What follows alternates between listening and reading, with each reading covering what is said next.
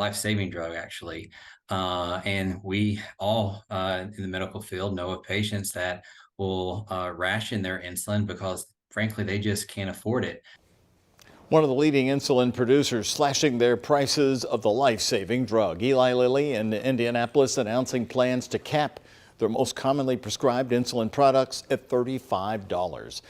Well, the likelihood of you or somebody you know being impacted by this is huge. More than 474,000 people in Kentucky have diagnosed diabetes. That's 13% of the adult population in the bluegrass state. Kentucky ranks 8th in the country for diabetes. WHS 11's Alexis Jones today talked with a mother whose daughter relies on this life-saving drug, and Alexis has more on her reaction to hearing this big news. Alexis?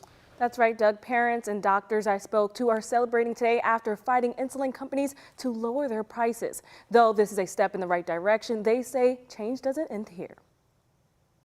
After years of advocating, Sarah Ferguson can finally breathe a sigh of relief. When I saw that news this morning, I started to cry because it's been years. It's been years of advocating for a change like this. Ferguson's daughter, Samantha, was diagnosed with type 1 diabetes when she was 14 years old. Though her family's insurance covers the cost of a different insulin brand, she feels the pain of other mothers, many who lost their children as a result of skyrocketing prices. It's a big, big news for moms that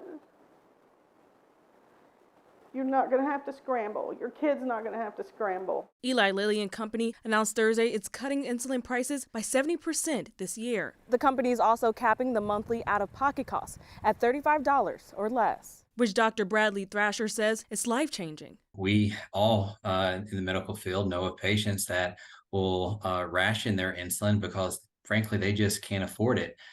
Because the cost is sometimes astronomical. A lot of our families and patients are going to feel relief from it. Ferguson agrees, but says this move should have happened sooner. Too many people died because they couldn't get it. They couldn't get insulin. Can you imagine not being able to get the medicine that keeps you alive? So they died. And what Eli Lilly did today shows that they could have done it before. But now that they have, Ferguson says companies Novo Nordisk and Santa Fe need to do the same. But we want to see that price drop now.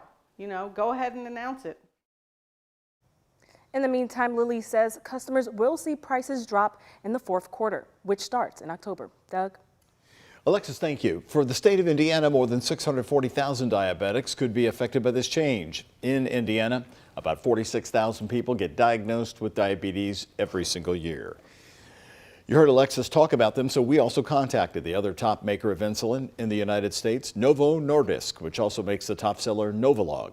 They said, quote, "At Novo Nordisk, we appreciate the importance of affordability and access for patients and recognize that not all patient situations are the same." The company says it worked with Walmart to offer vials for $25, and they have an immediate supply program that helps those at risk of rationing their insulin. But the company does not have a price cap on their insulin.